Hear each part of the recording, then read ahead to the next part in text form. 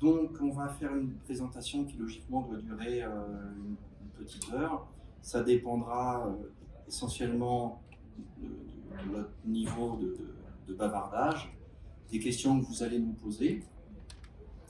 Et je pense que ce qui est important, parce que là c'est lundi matin, j'espère qu'on a tous passé un bon week-end.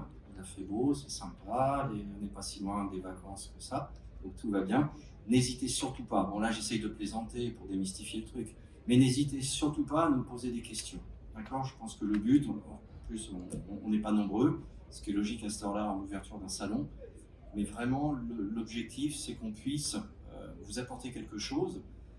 Ça ce serait vraiment bien, on l'espère, à la fois dans ce que l'on a pu préparer, dans ce qu'on a pu écrire avec la société Airlab. Moi c'est la société Airflux Concept, mais on ne peut pas tout prévoir. On essaye d'amener un petit peu, je veux dire, l'état des connaissances actuelles et de notre expérience.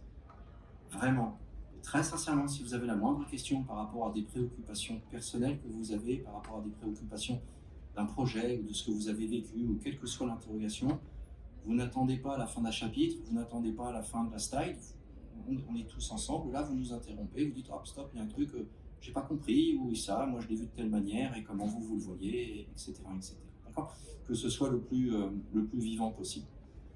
Donc, Pierre Boissol, moi je suis directeur de la société Airflux Concept. La société Airlab nous présentera, m'a gentiment invité pour faire l'introduction, puis après je me tais, soyez tranquille. Non, je donc Airflux Concept, nous on fait tout ce qui est mesure, tout ce qui est audit, on est des ventilistes en fait. On fait tout ce qui touche la ventilation, soit que ce soit la ventilation industrielle ou la ventilation d'un laboratoire.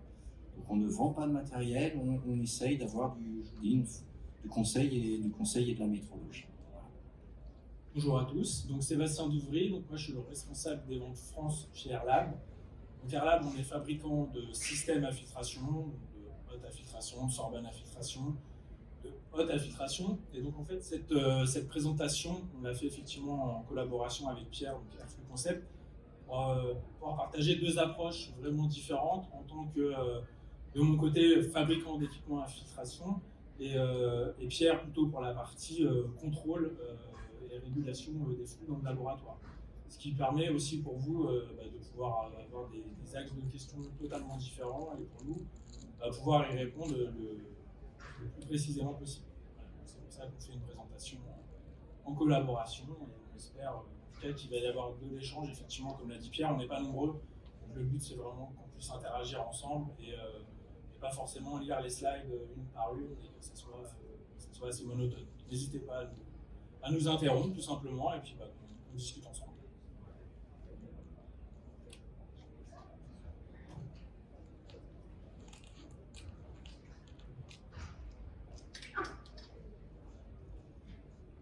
Donc on va...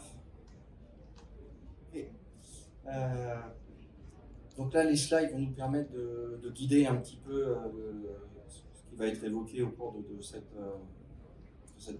heure. Plusieurs constats qui sont à la fois des constats, enfin qui sont essentiellement des constats de terrain en fait, c'est du vécu. On se rend compte que quand on arrive dans un laboratoire, parce que là on va plus dans le milieu du laboratoire que dans le milieu de l'industrie, souvent quand on arrive dans un laboratoire, on a un nombre d'équipements qu'on appelle des EPC, on va confondre avec les EPI, mais ça j'en doute pas, et on a un nombre de PC qui ne correspond, je parle pour l'instant uniquement au nombre, qui ne correspond pas nécessairement à ce dont les laboratoires ont besoin. Soit ils en ont trop, soit ils en ont pas assez. Donc, ça veut dire que déjà là, on a un petit sujet à traiter, avec bien évidemment la notion du laboratoire qui est une activité évolutive. Donc là, on est en 2022, j'ai besoin comme c'est Airlab, on va parler d'Airlab, j'ai besoin de 5 Sorbonne à recirculation d'air en 2022, mais est-ce qu'en 2032, j'aurai besoin de 5? Peut-être c'est 10, peut-être c'est pas. Donc il y a cette notion d'évolution. Mais toujours est-il que si on fait abstraction de cette évolution, abstraction non pas dans le raisonnement, mais dans l'état des faits, on arrive dans le labo et puis on a pléthore d'installations et le nombre de correspondants. On va voir après que, et là c'est encore plus important, c'est est-ce que les EPC qui sont présents, qui sont en fonctionnement, correspondent à ce dont j'ai besoin. C'est-à-dire que Est-ce que la Sorbonne de laboratoire, qui est un des équipements très très classiques, est-ce que le risque que j'ai à travailler dans mon laboratoire, est-ce que ce risque il est couvert? Est-ce que je suis protégé? Le but il est là, le but c'est de travailler en toute sécurité. Est-ce que je suis protégé avec une Sorbonne de laboratoire? Ou pour certaines personnes de cette pièce, ou par une chapelle. Donc voilà, est-ce que c'est le bon équipement? Ça on va en parler et on le verra un petit peu, on va le voir par la suite. Une fois que j'ai le bon nombre, le bon équipement, est-ce que je m'en sers bien? Donc ça, derrière ça, il y a toute une partie de formation, des règles, de bon usage, qui sont des règles très simples, qui sont des règles élémentaires. Et justement, parce que comme elles sont élémentaires et qu'elles sont simples, on a tendance à les oublier, et pourtant, elles sont élémentaires. Qu'est-ce qu'on a écrit d'autre? Les hôtes les mieux validés lors de leur installation. Oui, c'est ça. C'est-à-dire qu'il y a aussi cette problématique-là, c'est qu'à un instant T, le PC ou la hotte, on va parler de PC, comme ça ce sera un petit peu plus général.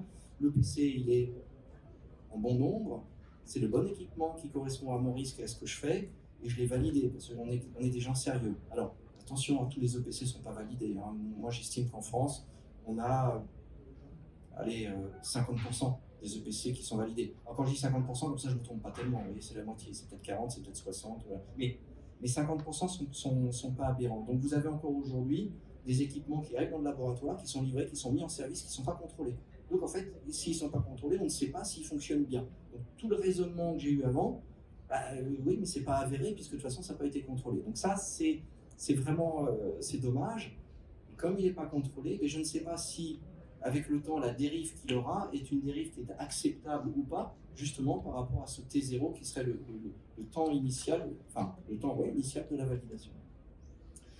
L'évolution du nombre de PC après construction et rénovation, c'est ce que j'ai déjà évoqué tout à l'heure. C'est-à-dire que mon laboratoire, c'est un lieu qui était évolutif. Alors je sais pas, je crois qu'on en parle pas là-dedans et je pense que ça va durer plus d'une heure parce que en fait quand on parlait de bavardage, je parlais de moi. On fait de plus en plus, dans la conception des laboratoires, des labos évolutifs, on s'est rendu compte que l'analyse qu'on avait aujourd'hui, ce n'est pas l'analyse qu'on aura dans 2 ans ou dans 5 ans. Donc on essaye d'avoir des plots d'utilité, avec de l'air comprimé, des gaz qui arrivent, de l'extraction. Et puis ces plots, c'est un peu les plots qui ont tendance à se déplacer dans des grands volumes de laboratoire. C'est un peu ce qui est en train de se faire, avec des parties positives et des parties négatives, comme toute chose. Mais c'est un petit peu dans l'air du temps. Eh bien, on avance maintenant dans le concret. L'importance de l'analyse du risque, alors là, c'est que le sommaire. Donc, si je commence à détailler chaque sommaire, je ne raconte pas après au niveau des slides. Sauf que, je ne peux pas m'en empêcher, l'importance de l'analyse des risques, c'est essentiel. S'il y a une chose à retenir ici, c'est ce premier item. Donc, à partir de ça, va en découler le choix de son équipement. Et il y a plusieurs EPC, on le verra. Les règles et les de bon usage, j'en ai déjà parlé, ça c'est très simple mais c'est élémentaire aussi. Les règles d'installation, faut-il le dire, c'est une évidence. Contrôle périodique et maintenance, si ça fonctionne bien, je suis obligé, moi, responsable d'établissement, je prends plusieurs casquettes, mais je suis obligé, moi, responsable d'établissement, de mettre les moyens pour faire en sorte que mes installations, mes EPC, continuent à bien fonctionner. Sinon ça se dégrade, c'est inévitable. Alors, l'analyse de risque. L'analyse de risque, elle va permettre... Alors, nous, moi, on n'est pas toxicologue, donc on n'est pas très bon en analyse de risque. On sait simplement qu'elle est essentielle dans le choix des EPC et qu'elle est essentielle dans la chaîne de construction du laboratoire. L'analyse de risque, il y a des toxicologues qui vont être là pour ça et on va travailler conjointement par rapport à la toxicité des produits, par rapport à la manière dont on travaille avec ces produits, par rapport à la forme qu'ont ces produits, que ce soit des poudres, que ce soit des vapeurs, la fréquence. Donc c'est tous ces paramètres-là qui vont nous permettre de dire quel est le bon EPC qu'il faudrait que l'on puisse avoir pour que l'utilisateur soit protégé. Le but, c'est que les gens travaillent en étant protégés. Ça, c'est le but. Et après, vous allez avoir un choix de PC, un choix multiple, pas si multiple que ça, mais quand même un choix de PC.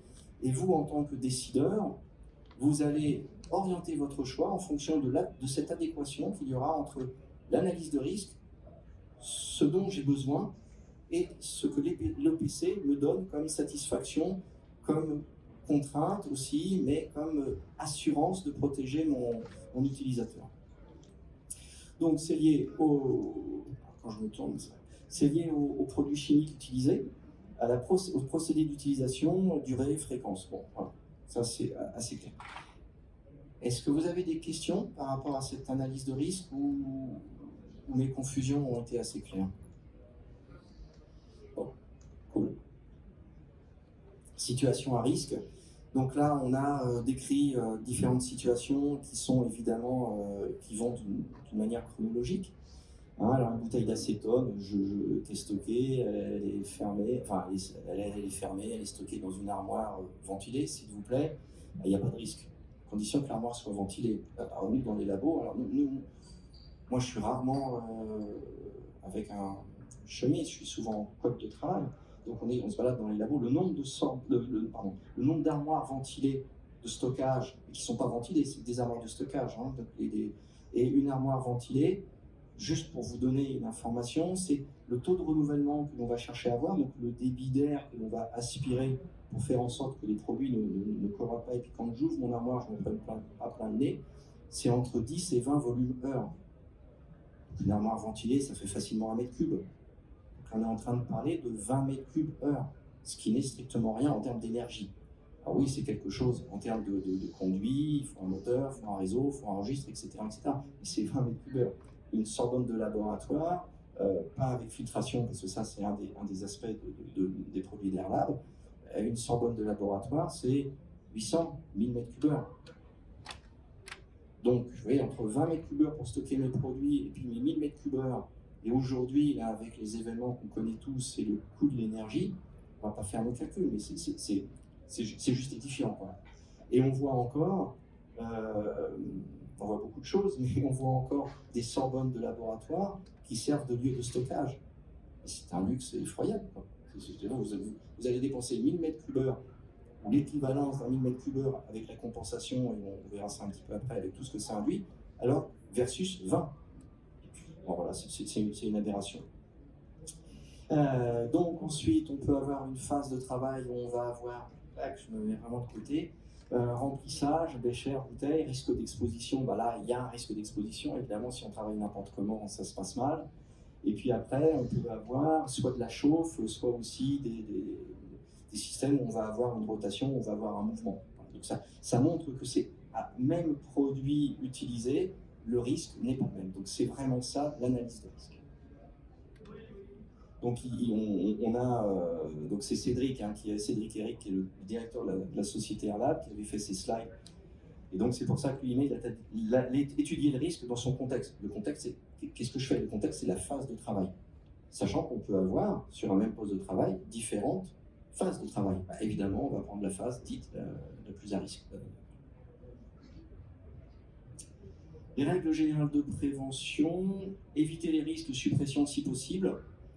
Alors, ça paraît un peu bébête de dire ça, mais pas tant que ça. C'est-à-dire que si déjà on s'interroge, peut-être pas à la suppression, parce que quand on fait quelque chose, la suppression, c'est un petit peu, comment dirais-je, c'est un peu binaire, quoi. Bah, suppression, mais pourtant je travaille, je fais pas rien. Mais réfléchir à la suppression, tout au moins à la diminution de son risque, c'est déjà de se dire, mais je vais analyser mes différentes phases. Ah, il y a peut-être à ce moment-là, il y a quelque chose que je fais mal, et je pourrais le faire différemment pour diminuer mon risque. Donc c'est plus ça, la notion de suppression si possible. Bon, moi, ça me gêne un petit peu, donc, mais réfléchir à qu'est-ce que je fais pour décomposer. Et en décomposant, on analyse. Évaluer et combattre à la source. Alors ça, c'est une règle essentielle aussi. Alors, il y a beaucoup de choses essentielles, mais plus vous allez capter à la source votre polluant, moins vous aurez d'énergie à mettre en œuvre. L'énergie liée à la ventilation. Si je prends l'exemple de ce verre, dans ce verre, on a parlé d'acétone, dans ce verre j'ai de l'acétone, si je veux capter l'acétone qui est dans ce verre, c'est très facile. Je mets une Sorbonne, je mets un bras d'aspiration, même si on n'aime pas trop ça, mais on arrive à s'en sortir. Je mets quelque chose qui extrait ici. On n'a pas fait de grandes études, mais là, avec 200 mètres cubes heure, on est bien. Si je suis ici, c'est peut-être 2000 mètres cubes heure. Pareil. Si je prends mon verre et que je le renverse, ok, l'acétone, là, c'est peut-être 20 000 mètres cubes heure qu'il faut que j'arrive à mettre en œuvre dans cette pièce de manière à éviter le risque. Ce que je dis là, ne notez pas, hein, mais notez ou retenez que plus on va capter à la source, plus on va être efficace, et moins on aura d'énergie à mettre en œuvre. Donc, plus ce sera facile à faire, moins ce sera coûteux et plus ce sera facile à entretenir. Et moins je suis en risque. C'est-à-dire que là, mes voies respiratoires ne sont pas entre mon point de captage et ma source d'émission. Là, potentiellement, elles le sont plus. Là, elles le sont. OK ? Remplacer ce qui est dangereux par ce qui l'est moins. Ça, c'est pas grand-chose d'autre à dire. Donc, c'est de la substitution. Privilégier les mesures de protection collective sur les mesures de protection individuelle. Ouais. Ça, c'est la notion d'EPC et EPI. C'est-à-dire que lorsque l'on a, nous, bien travaillé dans nos études, dans nos conseils, dans nos réalisations, on aime que les gens ne portent plus d'EPI. Parce que justement, l'EPC est suffisamment efficace pour que la personne soit protégée, d'une manière avérée. On n'est pas dans la théorie, là. On est vraiment dans la réalisation, dans la concrétisation de ce qui se passe. Donc, comme je suis protégé par mon EPC, j'ai plus besoin d'EPI. Et c'est vrai qu'en termes non seulement de confort, c'est quand même beaucoup plus facile de travailler sur un EPC qu'avec des EPI. Et puis l'EPI présente un autre inconvénient. Alors bon, saturation et tout ça, c'est à peu près maîtrisé. Et moi, je suis dans mon labo, j'ai des EPI, j'ai le copain qui rentre, il n'a pas d'EPI, mais l'EPI, il m'est consacré à moi, mais les autres personnes qui sont autour du laboratoire n'ont pas nécessairement d'EPI, donc elles ne sont pas protégées. Ensuite, mon laboratoire, est-ce qu'il est en dépression ou est-ce qu'il est en surpression? Vaste question. Donc ça veut dire que les locaux adjacents, eux-mêmes, ne sont peut-être pas si protégés que ça, parce qu'on a des taux de fuite entre ce qui se passe à l'intérieur d'un volume et puis les locaux environnants, les locaux adjacents à ce volume de travail. Donc oui, on privilégie l'EPC, donc la protection collective, captage, à l'EPI. Assurer la formation et l'information des travailleurs, oui, c'est super important. Non seulement c'est super important, et malheureusement c'est très négligé ça. C'est-à-dire que, encore une fois, des sociétés comme la mienne, là on intervient, on fait un petit peu de conseils, patati patata, on aide les gens à trouver le bon EPC, génial. On va chez Airlab, on achète chez Airlab le bon EPC, tout ça. On travaille ensemble, c'est le bon EPC, et puis paf, terminé. On réceptionne et on s'en va. Le laborantin, il arrive devant son installation, il ne sait pas s'en servir. Alors, les laborantins, ce sont des gens intelligents, donc ils vont découvrir. Mais ils vont découvrir par empirisme, ils vont découvrir en se disant, tiens, je faisais ça avant, mais ça ne fonctionne pas. Donc, il y a généralement très peu ou pas de relais entre les contraintes de mon équipement, donc de l'EPC, ce que je dois en faire, et les quelques règles, on va voir après, mais les quelques règles qui font que comment les performances, l'efficacité de mon installation ne se dégradent pas. Mais ça, c'est vraiment, et c'est, je pense que le verre, je vais le renverser, et ça, c'est quoi? C'est un quart d'heure, 20 minutes par type d'équipement. Donc c'est rien, mais c'est rien en termes d'investissement, mais en termes de résultats, je pense que c'est vraiment primordial et important. Tout ça, c'est repris, ouais, on a la chance en France d'avoir un code du travail qui, en matière d'aération-ventilation, est relativement bien fait. Alors moi, je ne suis pas juriste, donc je ne connais pas l'intégralité du code du travail, loin de là. Mais honnêtement, je trouve que il s'est rédigé, le code du travail, dans les années 70-80, avec une grande collaboration avec les personnes de l'INRS. Et le lien, c'est pas aberrant. Alors, donc, ce qui est écrit dans le code du travail, c'est amené à évoluer, pardon, parce que je vous dis, c'est globalement les années 80. Mais c'est pas idiot. Ce qu'ils mettent n'est vraiment pas idiot. Donc on peut s'appuyer sur le code du travail. J'ai cité l'INRS. Donc nous en France, tout le monde connaît l'INRS, et même au-delà de la France. Titre personnel, je trouve que les documents et les cahiers techniques qu'ils font sont des bons documents qu'on devrait tous avoir dans sa petite bibliothèque, sous format papier ou sous format numérique. Et c'est une vraie source de données concrètes qui répond à bien des questions. Donc, on a cette chance-là. Moi, je ne connais pas la législation des autres pays, mais bon, voilà, c'est un point à souligner. Le document unique, ouais, bon, ça c'est l'analyse des risques. Puisque je fais une analyse de risque, j'ai défini, enfin oui, une analyse de risque, je définis les moyens de protection que je vais mettre en œuvre. Tout ça, ça doit apparaître sur ce qu'on appelle le document unique. Et ce document unique, il est aussi évolutif. C'est là où c'est un petit peu plus complexe. C'est en général, On pense à faire le document unique en 2022, là on est au mois de septembre, parce qu'on va réceptionner quelque chose, et puis après, on oublie. Et c'est un document évolutif. Pareil, là il y a une question de moyens. Hein. Pour faire évoluer le document unique, c'est des heures, c'est du travail, c'est d'aller voir dans les labos qu'est-ce qui se passe, d'avoir la bonne information, pour être sûr qu'il y ait une bonne corrélation et une bonne adéquation entre qu'est-ce qui se fait dans le labo et qu'est-ce qu'on dit qui se fait. Aussi, c'est important. Les valeurs limites d'exposition. Bon, vous laissez? Ouais? Non? Oui? On va dire oui? Okay. La toxicité du produit. Vous avez deux manières d'évaluer, enfin qui sont complémentaires, hein, du court terme, les VLEP et les VME, donc du long terme. Okay, les valeurs ne seront pas les mêmes. Là, on a commencé à mettre 3 pays, la France, les USA et l'Allemagne, et on va se rendre compte rapidement qu'on n'a pas tous la même sensibilité en fonction des pays. C'est bizarre, ça. Alors, c'est-à-dire que si on prend, allez, on va prendre du court terme, bah, ça veut dire que les Allemands sont beaucoup plus sensibles que nous au chloroforme, et que les Américains. Bizarre, c'est un truc génétique là-dedans, je ne crois pas.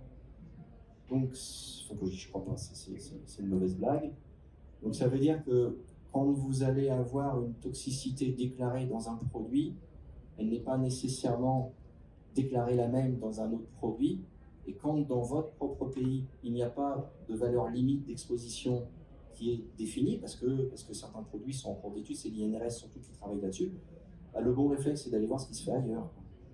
Donc en plus, entre l'Allemagne, les USA, enfin il y a d'autres pays, mais les manières de travailler sont similaires. Enfin, on est les mêmes, enfin c'est les mêmes individus qui travaillent, que ce soit bien d'ailleurs, heureusement que du cercle États-Unis et Allemagne.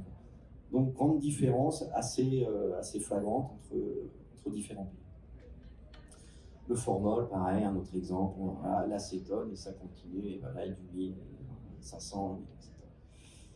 Classification, alors la dose delta, le DL50, on connaît, hein, donc ça veut dire que c'est un indicateur qui mesure la dose de substance causant la mort, 50% d'une population donnée dans des conditions précises. Alors il y en a 50% qui sont morts, et 50 autres %, on ne sait pas dans quel état ils sont non plus. Okay. Le règlement CLP, classification, labeling et packaging, pictogramme de sécurité, mention de danger et d'avertissement, les conseils de prudence, donc ça, je trouve que ça, depuis ces 10 dernières années, voire même avant, ça s'est bien développé. C'est-à-dire qu'aujourd'hui, quand vous utilisez un produit ou quand un produit va être utilisé, on sait quand même à quoi on a affaire. Alors qu'avant, moi de mon temps, c'était un peu plus si bien. Donc là, vraiment, on sait ce qu'on va. Donc la DL50, c'est un indicateur de toxicité. Voilà, plus elle est faible, plus c'est toxique, parce que à une petite dose donnée, 50% des personnes meurent. Sympa. Ensuite, le règlement CLP, c'est des étiquettes et les fameuses FDS. Les pictogrammes. Alors, les dangers, là je passe vite parce que ça m'énerve, c'est cela, il faut appuyer 50 fois. Vous les connaissez tous, les pictogrammes. Tac. Voilà. Donc, les CMR, c'est ceux qui sont, voilà, CMR et la toxicité. Donc, évidemment, quand vous allez analyser votre FDS, vous allez aller regarder ces pictogrammes, connaître leur identification. Fiche de données sécurité, ça Cédric il aime bien. Donc identification des dangers, je l'ai déjà évoqué, je ne reviens pas dessus. Manipulation et stockage, certains produits peuvent être stockés et manipulés d'une certaine manière et d'autres non, parce que si on modifie leur mode de stockage ou si on modifie les manipulations, ne serait-ce que la manipulation peut amener un risque. D'accord ? Contrôle de l'exposition et protection individuelle, ça a déjà été évoqué. Est-ce que mon produit il est très toxique? On a parlé des DL et des VLEP tout à l'heure. Et de la manière dont je l'utilise, est-ce qu'il est à l'air libre? Est-ce que j'en utilise une quantité qui est importante? Est-ce que je vais faire du broyage, donc ça risque de partir de tous les côtés? Ou est-ce que j'agite? Et voilà, température, voilà, température élevée. Donc c'est tous ces paramètres-là qui vont nous définir ce qu'est l'analyse de risque. Donc les informations toxicologiques, voilà. Donc si je reviens en arrière, excusez-moi, j'étais un petit peu rapide. Toujours est-il que l'AFDS nous donne ces indications mais ces indications doivent être interprétées sur le terrain par rapport à ce que l'on fait pour bien définir notre risque. Et bien ça y est. Ok. Eh bien c'est à toi. Vous avez des questions sur cette première partie ou...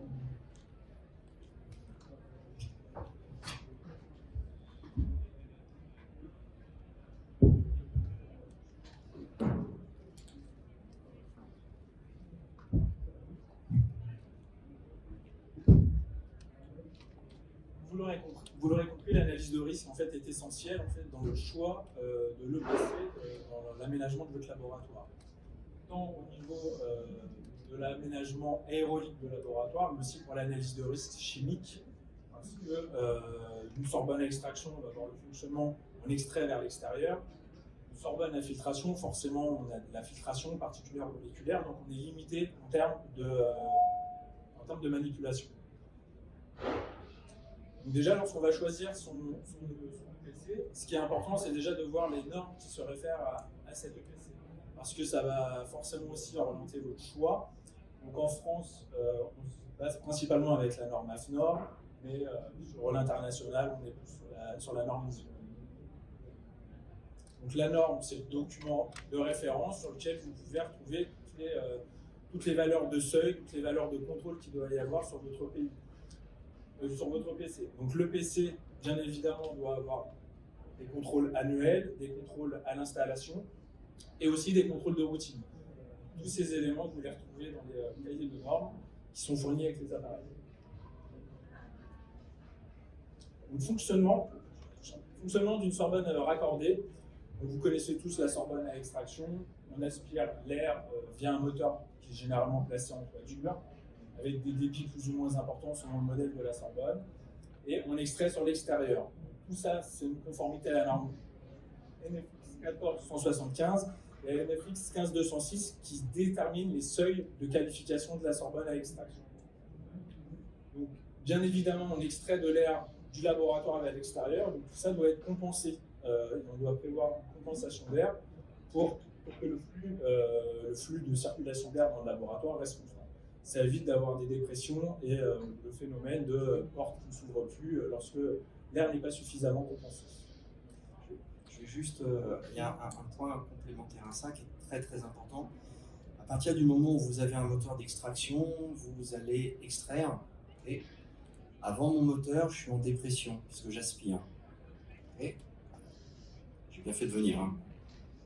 Après le moteur, je suis en surpression parce que je pousse. Ça veut dire que quand vous avez une Sorbonne de laboratoire où vous avez le moteur d'extraction qui est au-dessus de la Sorbonne, vous avez tout votre réseau qui est en surpression. Et ce réseau, il est fuyard. Donc ça veut dire que la conséquence de ça, c'est quoi? C'est-à-dire que vous pouvez avoir une Sorbonne très efficace sur son plan d'ouverture, on va voir après, c'est la notion de confinement, et très efficace ici, là devant, à l'opérateur, mais vous en balancez partout, parce que votre conduit est en surpression. Et là, c'est un vrai souci parce que la norme, nous on appartient aux commissions de normalisation, alors tout le monde se bat là, tout le monde défend ces trucs et tout, enfin, a priori on les a pas assez défendus. C'est très important lorsque vous concevez un laboratoire de faire en sorte que le moteur d'extraction soit au plus près du rejet d'extraction, voire à l'extérieur. D'accord? Pourquoi? C'est pas parce que problème architectural ou problème acoustique. On n'est pas des acousticiens, on s'en moque, quoique. C'est simplement pour faire en sorte, et c'est super important, simplement pour éviter que vous ayez le maximum de longueur de réseau qui soit en surpression, parce que ces longueurs de réseau en surpression, un jour ou l'autre, vont fuir et donc vous allez balancer des produits partout. Nous, on a fait des audits où le conduit d'extraction passait à l'intérieur de bureaux. Et là, c'est encore pire, parce que quand vous êtes dans un labo, vous avez une culture du risque quelque part. Donc vous avez peut-être je sais pas, une sensibilité olfactive. Enfin, vous savez que vous êtes dans un environnement à risque. Dans un bureau, il n'y a pas. Enfin, voilà. Et donc là, pendant des années, les conduits étaient fuyards et pendant des années, les gens qui étaient dans ces bureaux se sont intoxiqués par rapport à des manips qui se faisaient dans des laboratoires. CQFD, on prend les moteurs, on les met plus loin, si possible, à l'extérieur. Pardon, Ce qui est important lorsque vous orientez sur le PC de la Sorbonne à extraction, c'est que forcément derrière, il faut prendre en compte le coût de fonctionnement et de cette compensation d'air. On voit bien sur ce schéma, en fait, tout simplement, donc la Sorbonne en fonctionnement avec l'extraction sur l'extérieur nécessite une compensation d'air avec une CTA qui nécessite donc soit le refroidissement de cet air, soit le réchauffement, soit l'humidification, soit la déshumidification selon les saisons. Et tout ça, ça a un coût en fait, qui est non négligeable et qui doit être pris en compte en amont de l'orientation du choix sur le PC extraction. En tout cas, il faut effectivement l'anticiper et se projeter dans les prochaines années sur le nombre de Sorbonnes potentielles que vous allez vouloir aménager dans le laboratoire pour dimensionner cette CTA.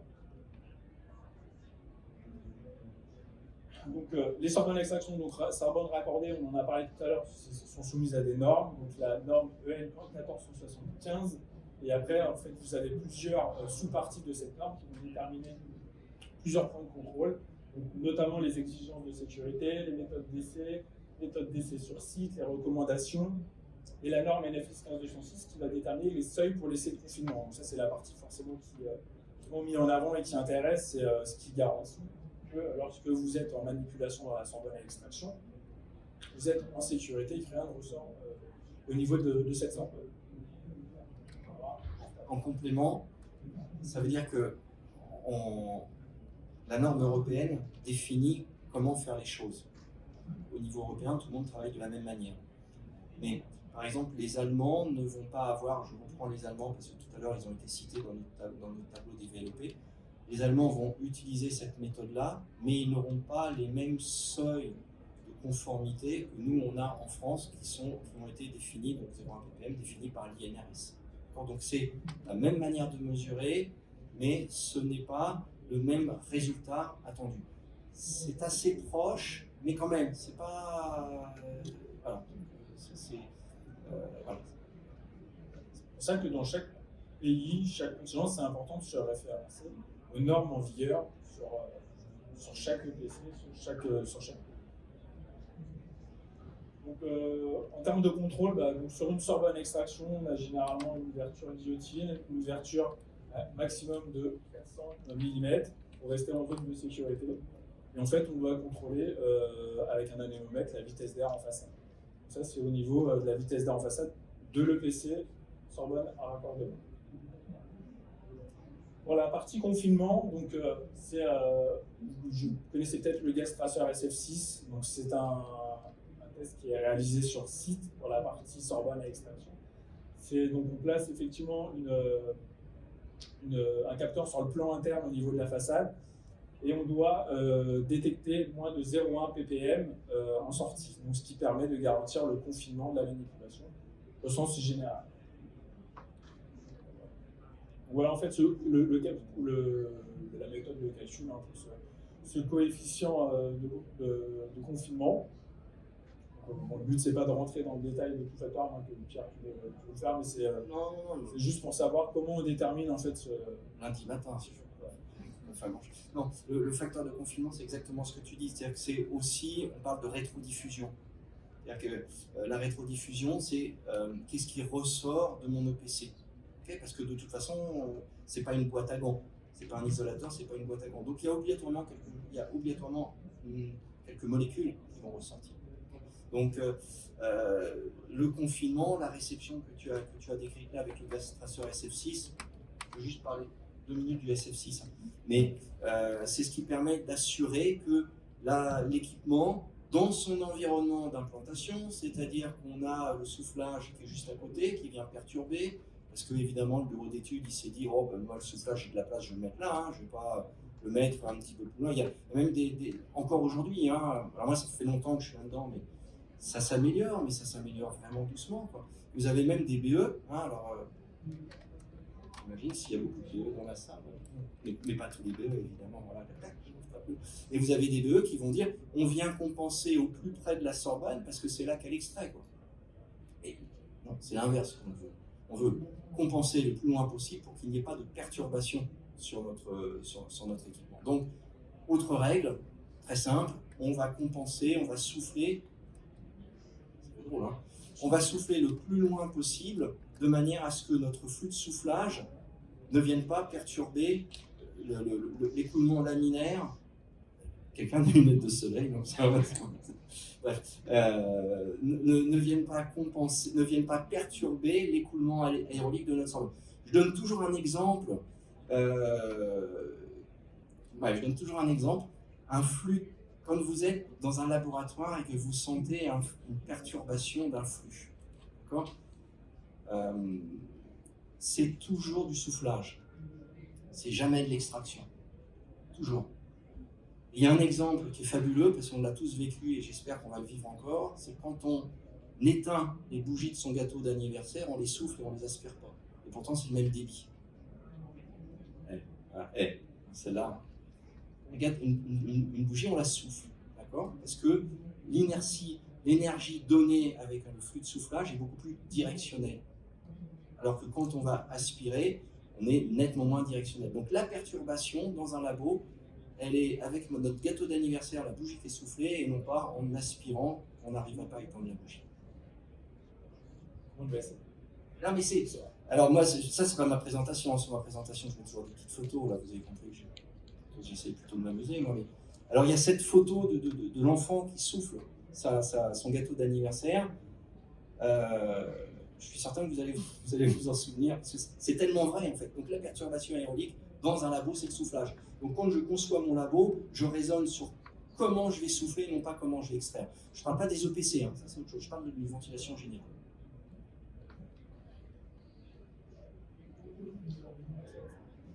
Donc là, on voit effectivement les recommandations des normes. Pour la vitesse d'avant façade, sur une sorbonne à extraction, on doit avoir un débit supérieur à 0,4 mètres secondes et un confinement de 0,1 ppm. Donc ça, c'est des valeurs à retenir qu'on va pouvoir comparer par rapport à la sorbonne à filtration. On peut aussi se rendre compte que les valeurs ne sont pas forcément tout à fait les mêmes par rapport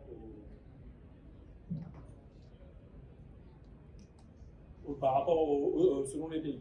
Toujours se référencer aux normes en vigueur en chaque pays. Excusez-moi, tout à l'heure vous disiez du coup qu'il n'y avait pas d'exigence de vitesse frontale, et du coup là on la retrouve. La norme a évolué en fait. Excellente question. La norme a évolué là, très récemment, je dirais quelques semaines, quelques mois en fait, et maintenant il y a un seuil minimal à avoir sur la Sorbonne à extraction de 0,4 mètres secondes. Ce qui n'était pas le cas il y a quelques mois encore. J'ai plus la date exacte de ce changement de norme, mais c'est tout récent. Même pour dire, lorsqu'on a rédigé, lancé la présentation, c'était pas encore d'actualité. En fait, la norme finit son enquête publique, elle est en cours de présentation. C'est toujours très long ces choses-là, mais avant la fin de l'année. Aujourd'hui, c'est pas actif en fait. Non, aujourd'hui. Il faut s'y préparer. Ouais. Et c'est une bonne chose. Voilà. On peut en parler, hein. On a le temps, hein. Si on a le temps. Avant, vous aviez jusqu'en peut-être 1990 à peu près, vous aviez une recommandation de vitesse qui était aucun point inférieur à 0,4 ou 0,5 mètres par seconde. Ça a été supprimé. Pourquoi? Parce que le confinement est arrivé. C'est 0 qui arrive, donc le confinement est arrivé. Donc le confinement arrivant, l'INRS, je parle de la France, l'INRS a dit, mais puisqu'on a le confinement, on n'a plus de vitesse, on n'a plus besoin de vitesse. Les gens qui ont fait les mesures ont dit, bon, les gars, vous êtes sympas, mais de toute façon, pour avoir un bon confinement, il faut une certaine vitesse. Et là, on a eu des fabricants de Sorbonne, on ne va pas les citer, puis je ne veux pas rentrer on les connaît tous, donc voilà, mais quand bien même, où on a vu apparaître des Sorbonnes à bas débit. Alors, ça peut être bien des Sorbonnes à bas débit. Pourquoi? Parce que ça veut dire que ces fabricants-là ont fait un très gros travail de design de leur Sorbonne, de manière à faire en sorte qu'avec un flux moindre, on ait vraiment un écoulement le plus optimisé possible. Ok, ça c'est super. Sauf qu'on a vu sur le terrain des Sorbonnes avec des vitesses d'air inférieures à 0,2 mètres secondes. Okay, 0,15, on a vu du 0,15, on a vu du 0,17. Une fumée de cigarette, c'est à peu près l'élévation de la clope, là. Ça, c'est pas fumée, hein. Mais l'élévation d'une fumée de cigarette, elle est 0,15, 0,16 mètres secondes. Vous voyez, c'est pas grand-chose. n'importe quel chimiste opérateur, quand il se déplace, normalement, il fait du 0,2 mètres secondes, il génère 0,2 mètres secondes. Il est là, d'accord, il y a le phénomène thermique, etc., etc. Donc c'est très très compliqué d'avoir eu un confinement efficace avec des Sorbonnes, avec des vitesses très faibles. Donc avec les NRS, on est revenu là-dessus en disant mais non, il faut une vitesse minimum de 0,4 mètres secondes. Pourquoi 0,4 mètres secondes? Simplement parce que c'est le double des perturbations qui sont générées par un opérateur à 0,2 mètres secondes. Après, là où on doit réfléchir, je suis désolé, hein, là où on doit réfléchir et là où c'est important, c'est quand est-ce que j'ai besoin de ces 0,4 mètres secondes? Est-ce que j'en ai besoin tout le temps? La réponse, elle est dans ma question, c'est non. J'en ai besoin quand la vitre frontale elle est levée à la hauteur de butée, 40 cm, ça a été dit. Et quand je baisse ma vitre frontale, j'ai plus besoin nécessairement de mes 0,4 mètres secondes, puisque la vitre frontale, elle est baissée. Et là encore, il y a un petit manque au niveau de la réglementation en France, pas en Suisse, mais en France, il y a un petit manque, c'est-à-dire quand la vitre est baissée, quel débit doit-on mettre en œuvre pour garantir la sécurité à l'intérieur de la Sorbonne? Alors là, on peut rester une semaine et tout le monde a ses avis. Ce qui compte, c'est le taux de renouvellement.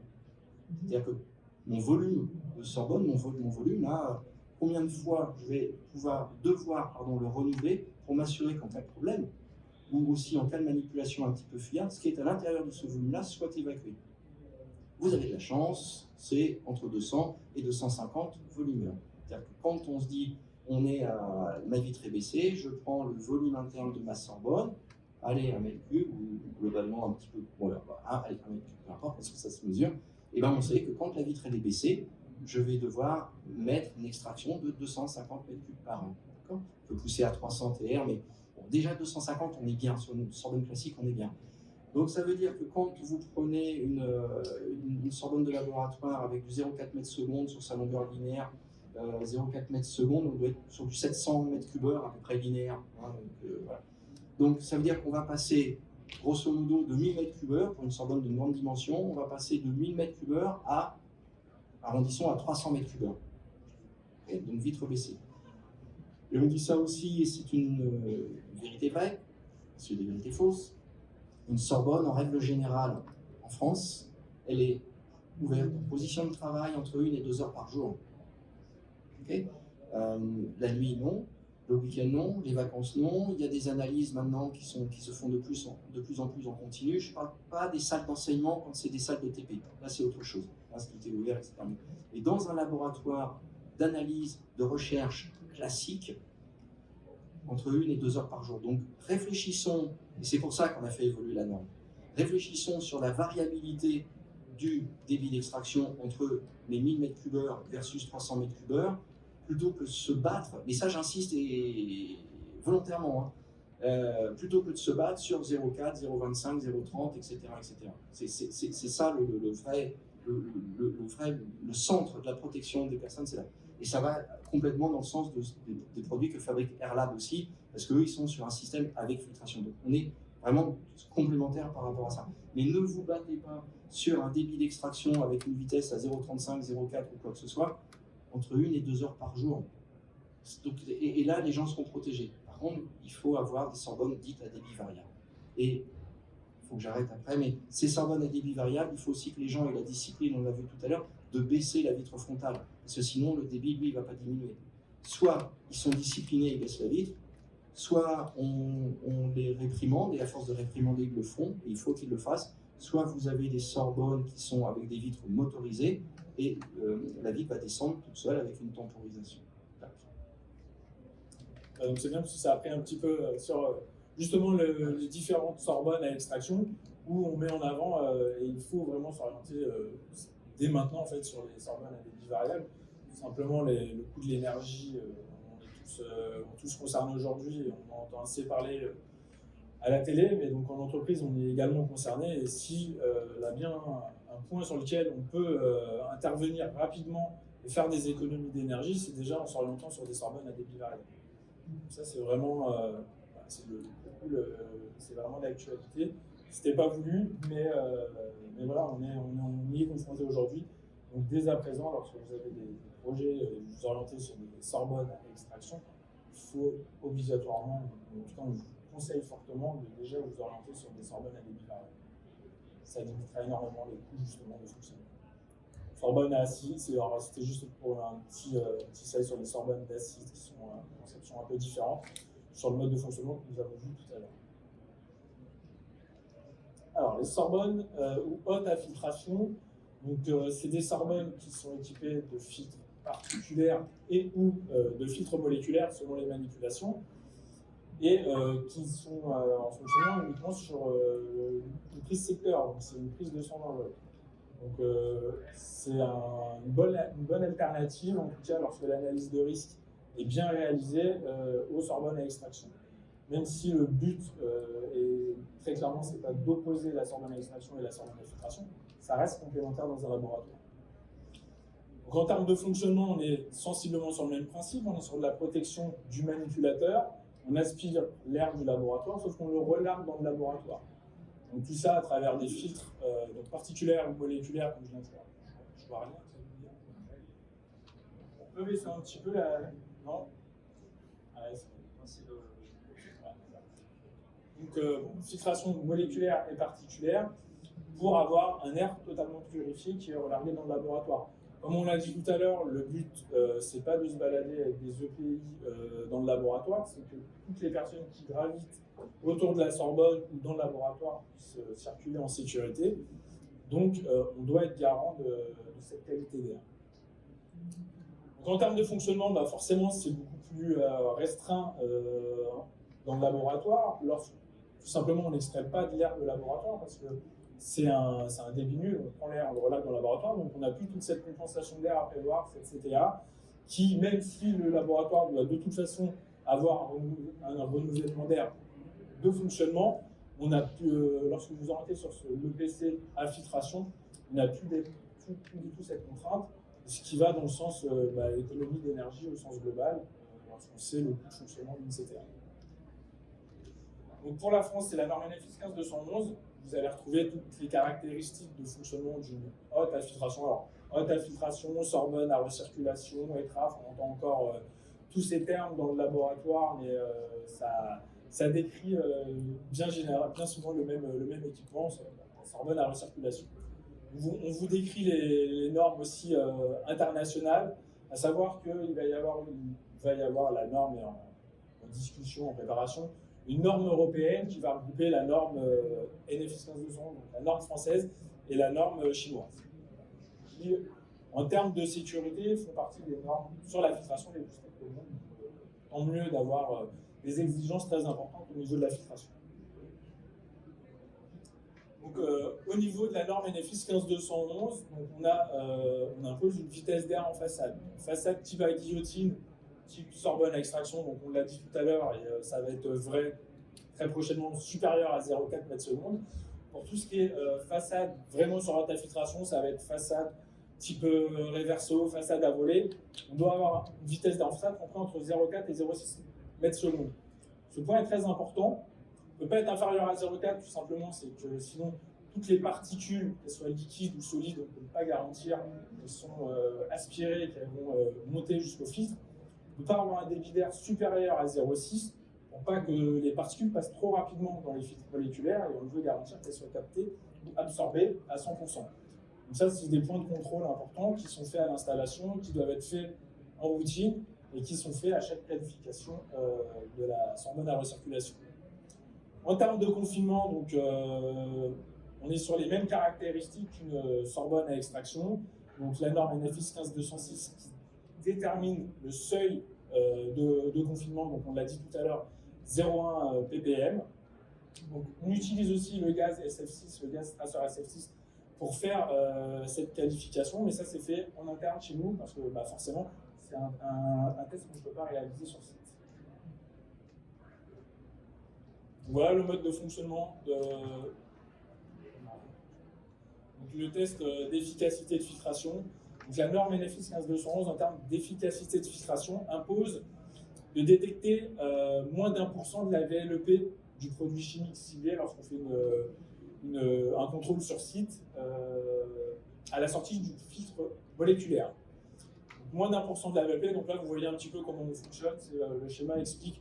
On met une balance, on met un bécher. Ça, c'est les tests qu'on réalise directement dans nos locaux. Lorsqu'on est sur site, on ne pèse pas forcément.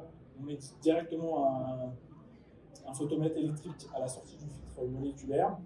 Et voilà, le but, c'est de laisser évaporer certaines quantités de produits chimiques dans la hotte et de regarder ce qui est relargué à la sortie du filtre moléculaire. Et donc, on doit détecter moins d'1% d'AVLEP du produit chimique. Donc là, en fait, on voit un exemple avec l'acide chlorhydrique où à la sortie, la valeur, à la sortie du filtre moléculaire, on voit qu'on est à 0,5 ppm. Donc on est, en fait, lorsqu'on est sur une hotte à filtration, généralement, on a toujours tendance à prendre des précautions par rapport à l'efficacité de filtration. Or, elle est beaucoup plus performante que l'efficacité de confinement, parce que l'efficacité de confinement, tout à l'heure, on l'a vu, la norme impose 0,1 ppm. Il ne faut pas forcément toujours se dire non, c'est la filtration qui pose problème et sur lequel on ne va pas être assuré. C'est beaucoup plus performant que l'efficacité de confinement. Et c'est beaucoup plus vrai sur le filtre particulier.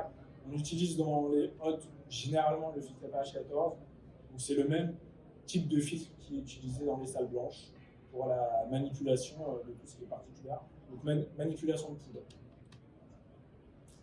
N'hésitez pas à poser des questions, je ne vois pas très bien les informations.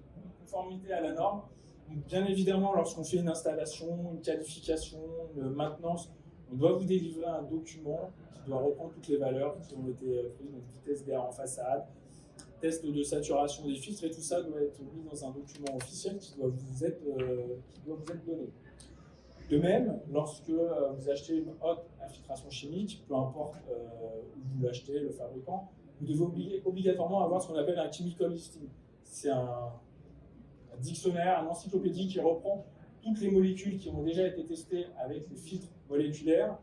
Et sur ce document, on vous indique la VLEP des produits chimiques et avec le type de filtre qui va être adapté pour vous protéger dans le laboratoire. Donc ça, c'est très important et c'est obligatoire, c'est imposé par la norme NFX 1511 de vous fournir ces documents. D'autres types d'EPC qu'on peut retrouver dans le laboratoire, sur lesquels on ne va pas s'étendre plus que ça, mais vous avez les boîtes à gants, vous avez les isolateurs, les bras aspirants, on en a parlé tout à l'heure, et les PSM. Donc, tout ça font partie de EPC au sens large. Ce qui est très important et ce qui était vrai pour les sorbonnes à extraction ou à filtration, c'est que le point essentiel, c'est vraiment l'analyse de risque. Qu'est-ce que vous souhaitez faire avec cet EPC? Dans quelles conditions vous souhaitez l'utiliser? Comment vous envisagez l'aménagement de votre laboratoire dans les 4 ou 5 prochaines années? Parce que si on est sur l'extraction, il va falloir dimensionner la CTA. Si c'est de la filtration, il faut garantir que les manipulations que vous souhaitez faire sont compatibles avec la filtration. Dans quelles conditions vous allez pouvoir utiliser vos produits. Donc, tout ça, en fait, c'est vraiment des points importants. Et le point de départ, c'est ce que vous souhaitez faire. Et c'est vraiment l'analyse de risque.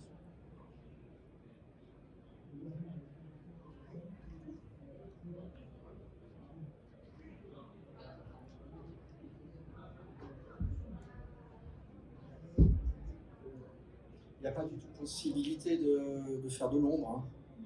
Non. Bon. On ne peut pas critiquer le soleil qui brille quand même. Enfin, sauf qu'on ne voit rien.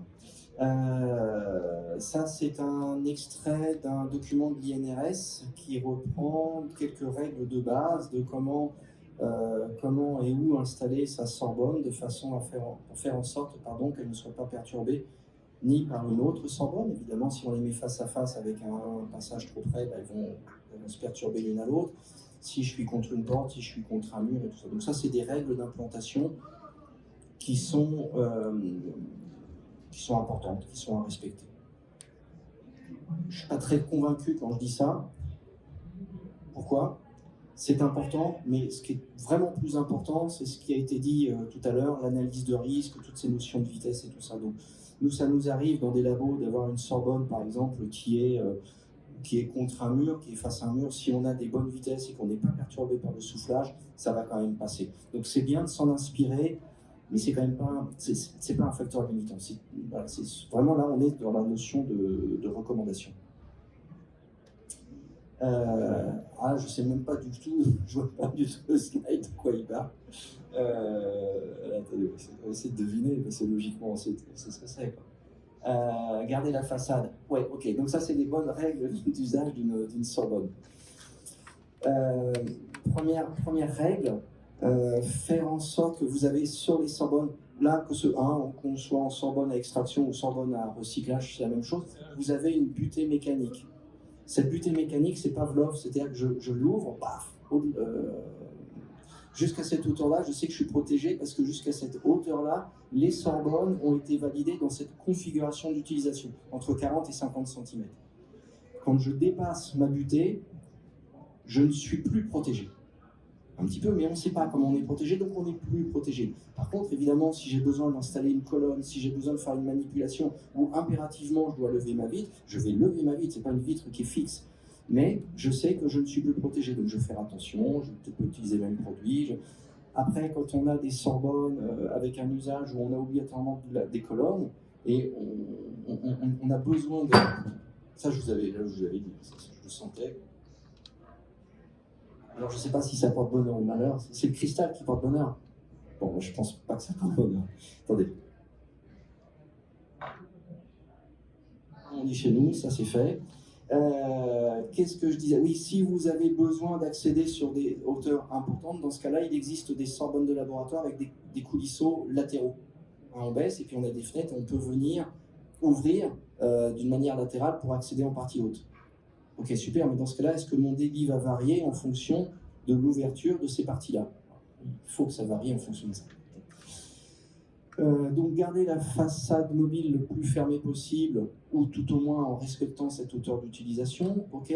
Ensuite, ne pas encombrer inutilement le volume intérieur de la Sorbonne. C'est ce que je disais tout à l'heure, hein, c'est qu'une Sorbonne n'est pas un lieu de stockage en termes de coût, en termes d'efficacité. Si vous avez, et souvent vous avez une nécessité de mettre des systèmes qui sont des analyseurs qui sont assez volumineux, ce que l'on préconise, c'est de les lever légèrement, de les mettre sur des plots de quelques centimètres, 2-3 cm, ça suffit pour faire en sorte que votre flux d'air passe en dessous. On n'a pas de vidéo là, mais quand on fait des vidéos avec des tests FumeGen, c'est vraiment flagrant et c'est édifiant. C'est-à-dire que si vous avez la paroi comme ça, là, puis votre, je sais pas comment dire, le bain-marie comme ça, le FumeGen va arriver dessus, il va buter. Si vous le levez un tout petit peu, le FumeGen va passer en dessous et ça suffira. Donc sur des appareils à poste fixe, on lève de 2-3 cm et ça permet au flux de passer en dessous. Un autre point, travailler à distance de l'ouverture. Alors ça, c'est un grand débat. 15 cm. Je travaille à 15 cm en retrait de mon plan de travail, de ma bordure. 15 cm, ça correspond plus ou moins à un avant-bras de quelqu'un de classique. Et la rétrodiffusion, quand elle se produit, d'accord, donc rétrodiffusion, quand ça ressort de mon équipement, c'est systématiquement dans ces 15 premiers centimètres. C'est un échec personnel. Ça fait 20 ans que je lutte pour que les fabricants de paillasses et que les fabricants de Sorbonne mettent un trait sur ces fameux 15 cm. S'il y a un trait, alors nous, on fait mettre des traits avec un adhésif quelconque, quoi. C'est pareil, vous mettez l'adhésif, enfin c'est pas pareil, sauf que l'adhésif, tous les 6 mois, il faut le changer.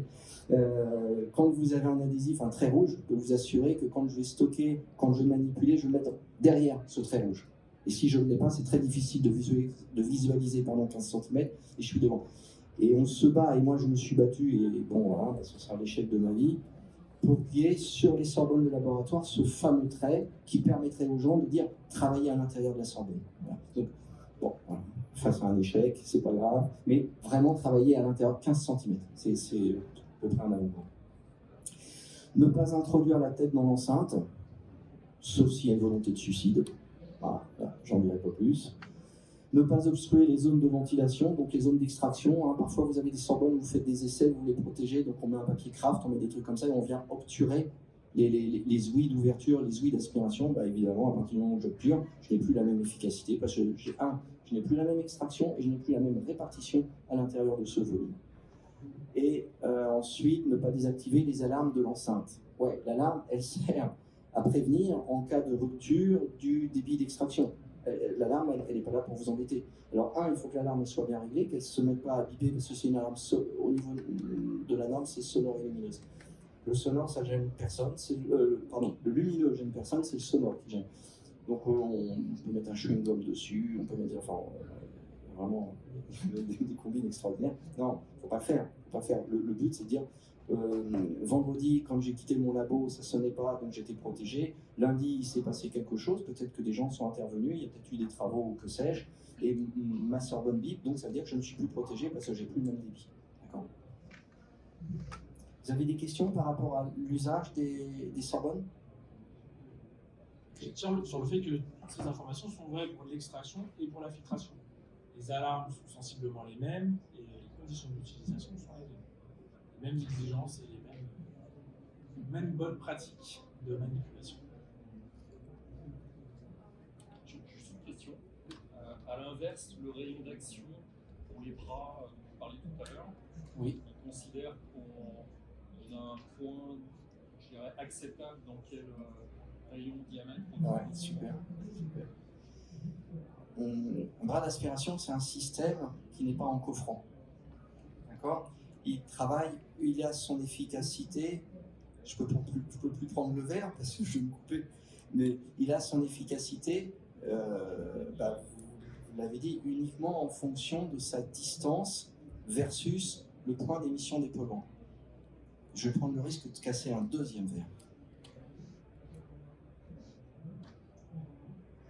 Je vois les organisateurs, ils disent putain, il va nous coûter une fortune en verrerie, celui-là, bon, c'est pas du cristal. Non, je promets, je repose. Je reprends mon exemple. Source d'émission des polluants, bras de captage. Ce que l'on demande, c'est qu'au point d'émission, et ça, il y a une petite. Excusez-moi, on a jusqu'à quelle heure?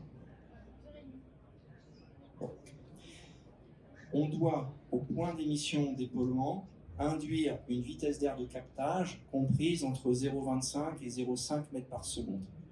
0,25 mètres par seconde, c'est quand on est dans un environnement calme et où il ne se passe pas grand-chose.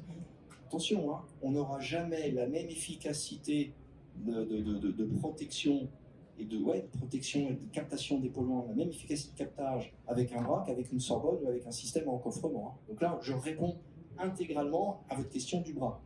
Pourquoi je dis ça? Parce que là, il y a une mode en ce moment, là, depuis quelques années, où on voit des forêts, c'est des forêts de bras d'aspiration. Vous avez des paillasses, vous avez des dizaines et des dizaines de bras.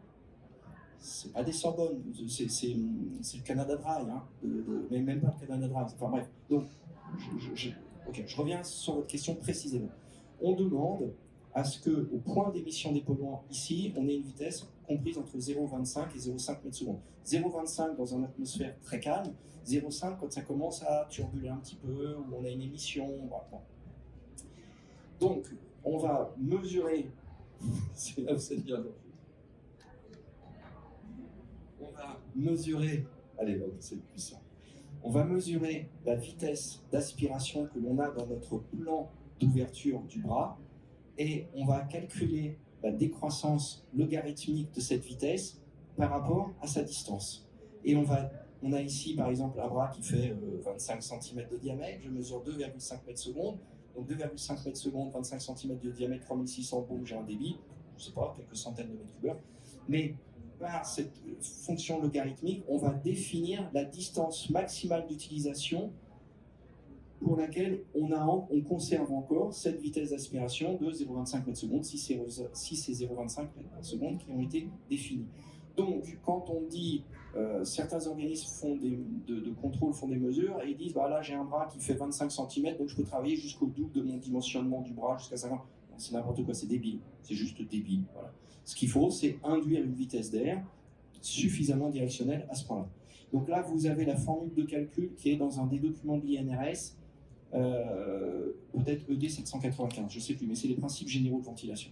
Donc un week-end où vous n'avez rien à faire, vous traduisez cette formule sous Excel et vous allez avoir cette courbe de décroissance. Ce qui veut dire quoi derrière ça?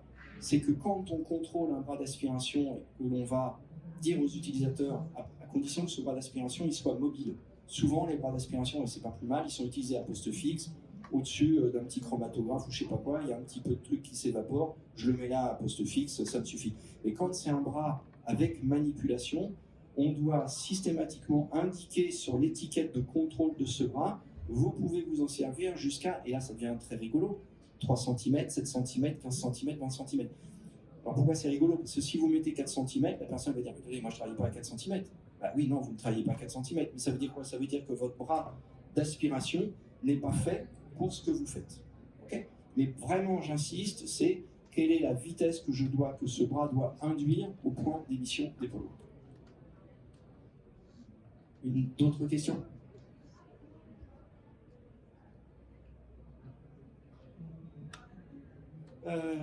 Pareil, je vois rien du tout. Donc, vu les contrôles d'une Sorbonne. Au niveau des contrôles sur une Sorbonne de laboratoire, vous avez les mesures de réception. La mesure de réception, ça se fait classiquement une fois dans la vie de la Sorbonne. C'est ce que l'on va appeler le dossier des valeurs de référence. Donc, c'est le top go de l'utilisation de ma Sorbonne. Ce top go, il est relativement comment dirais-je, complexe à mesurer, puisque là on va faire du confinement, mais il est essentiel. C'est ce qui va permettre à l'utilisateur de dire oui, voilà, maintenant je peux travailler en toute sécurité. L'intérêt de cette mesure-là, c'est qu'elle se fait dans les conditions réelles d'utilisation de la Sorbonne. Donc on va prendre en compte la ventilation générale, comme je l'ai dit tout à l'heure, avec ce fameux gâteau d'anniversaire, ce soufflage qui pourrait éventuellement perturber ma Sorbonne. Donc réception de Sorbonne, dossier des valeurs de référence, on a quelques mesures. Valeur de confinement au gaz traceur SF6.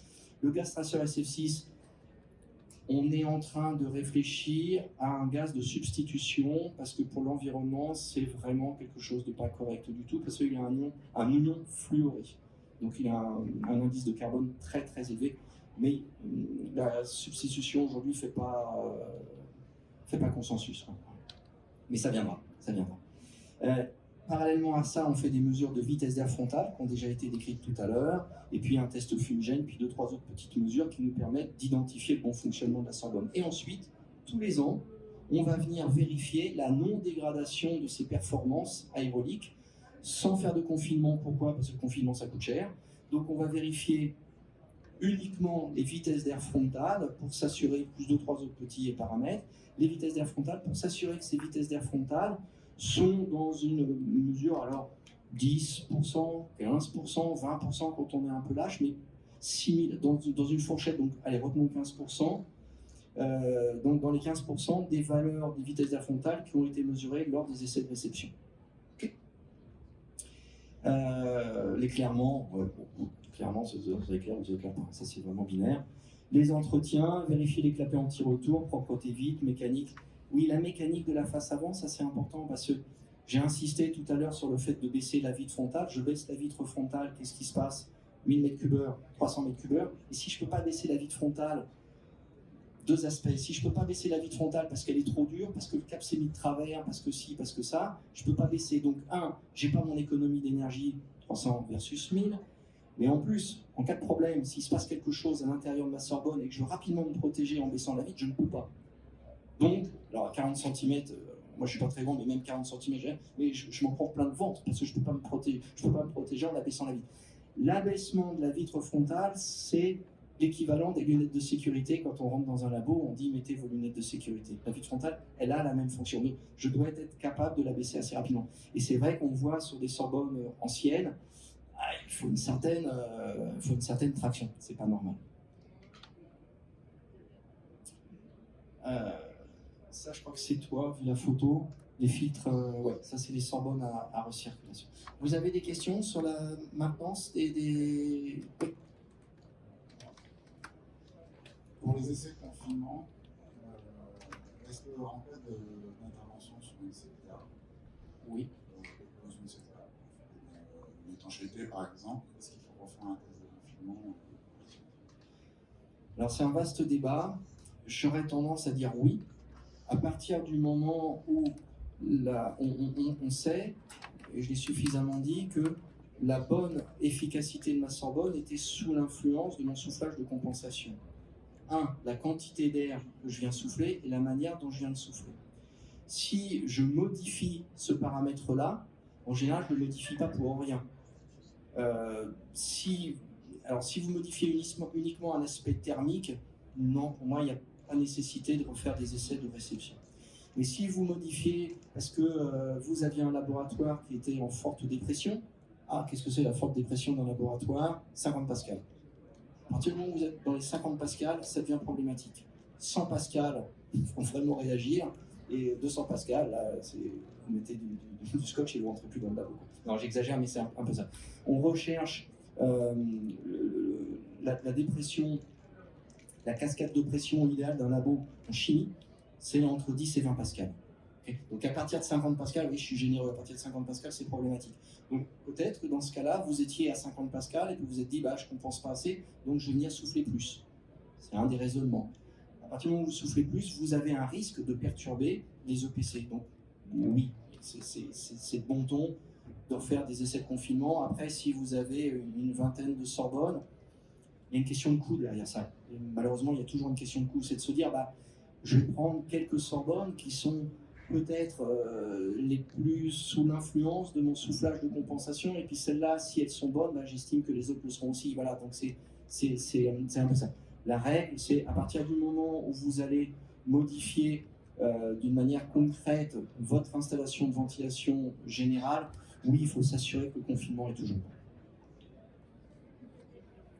D'autres questions? Oui. Est-ce qu'on peut faire des tests simples pour tester l'efficacité des Sorbonnes? Vous avez parlé de fumigène, par exemple. Oui, on peut. Le premier test à faire sur une Sorbonne, vous l'avez dit, c'est un test fumigène. C'est-à-dire que le test fumigène permet, il existe des petits... moi, j'aime pas les tubes alors, à l'époque, c'était Dräger, là, on les cassait, je crois que c'est un acide quelconque, là, et puis quand on casse, on s'en met plein les doigts, ça brûle et tout. Donc il existe des petits générateurs de fumée portables que vous trouvez sur Internet, truc super, génial. Ça coûte une blinde, mais c'est pas grave. Mais au moins, vous visualisez votre flux. Et ça, le fumigène, c'est quelque chose de très didactique et de très démonstrateur. Maintenant, le fumigène, moi j'ai tendance à dire que le fumigène va vous montrer des pourcentages de ce qui se passe. Okay, ça aspire, ça y va ou ça y va pas, ou ça y va pas très bien. C'est des pourcentages. Alors que quand on est avec le SF6, on va travailler au PPB. Donc, oui, il faut le faire, mais il ne faut pas dire, puisque j'ai fait mon fumigène, tout va bien. Voilà, donc c'est un très bon réflexe, c'est la première chose à faire, mais voilà, ça reste une estimation indispensable, mais relativement grossière. C'est pas de la métrologie. Voilà. Mais par exemple, tout service hygiène et sécurité devrait avoir un fumigène avec eux pour dire, tiens, oui, en effet, j'ai constaté un problème, ou non, c'est bien. Ou par différentiel de ce que l'on avait vu avant.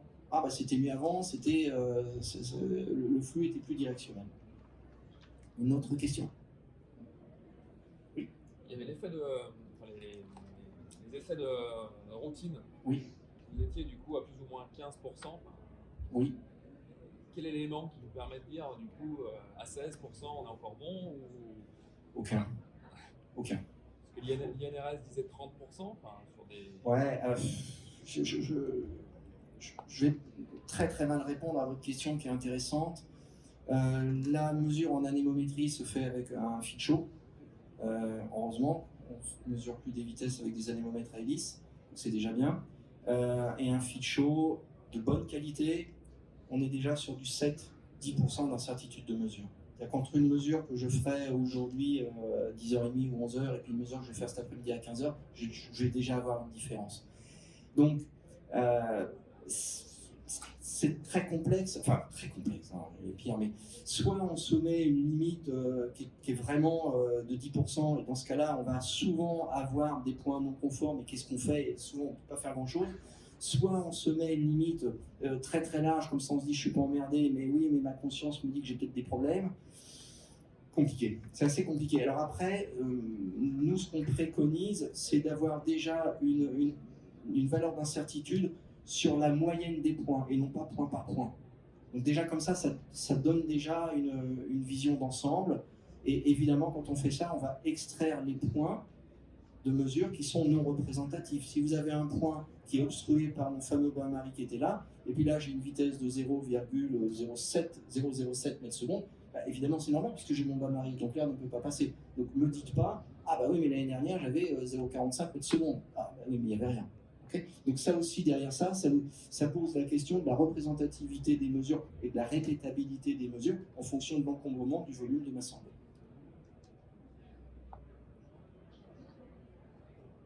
Ok. Une autre question? À toi. Il reste juste une slide.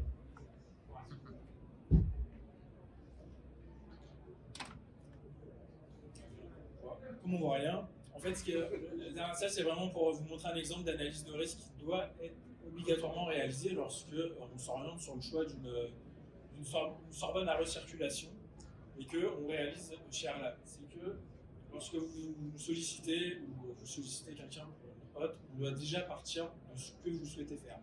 Ce qui est important d'avoir conscience, c'est que lorsqu'on utilise des filtres moléculaires, ils ont une capacité d'absorption max. Vous ne pouvez pas utiliser tout ce que vous voulez, dans les conditions que vous voulez et avec les volumes que vous voulez. Donc tout ça, en fait, c'est des questionnements qu'on doit avoir en amont du dossier. Donc on part de... On part... c'est pas grave, je connais la slide. En fait, on fait une analyse de risque, donc ce qu'on appelle chez nous une étude ValiQuest ou eValiQuest sur le site internet. C'est-à-dire qu'on vous demande une description totale de ce que vous souhaitez faire sous la hotte. Les produits que vous allez utiliser, les fréquences, les volumes, et surtout aussi ce qui est important, le type de récipient dans lequel vous allez manipuler.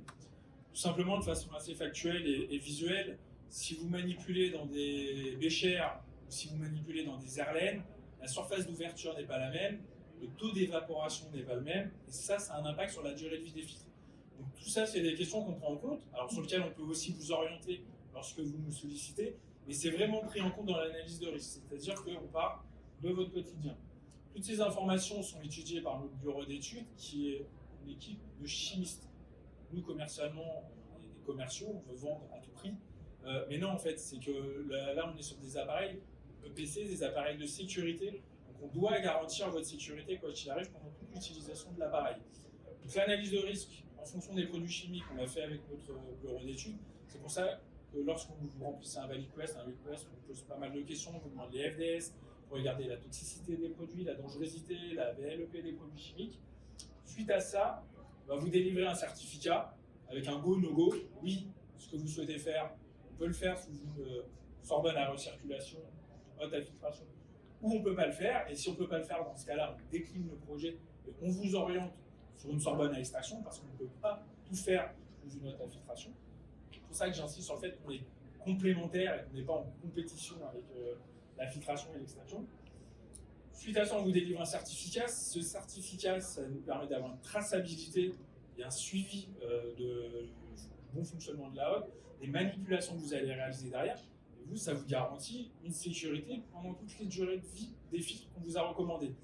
C'est pour ça que le fil rouge un petit peu de cette présentation, c'est vraiment l'analyse de risque.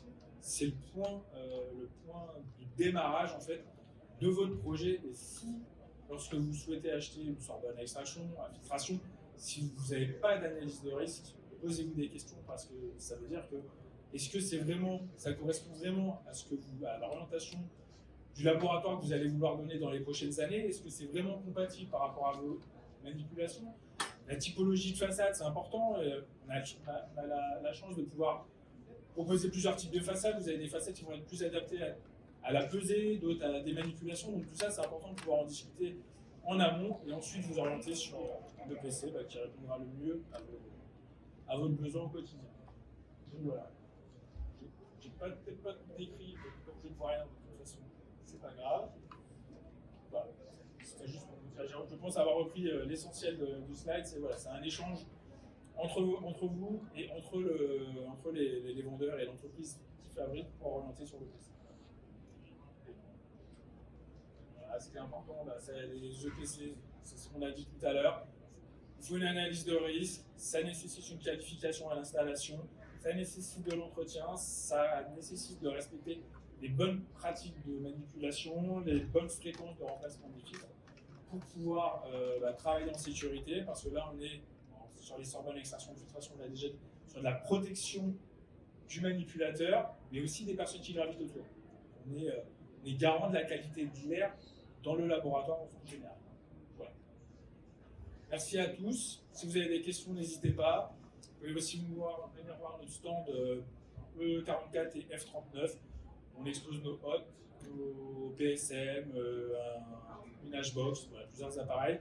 On pourra vous présenter aussi l'Ivaliquest, comment on réalise la réalité de façon factuelle sur notre site internet. Et puis vous avez des commerciaux pour répondre à vos questions.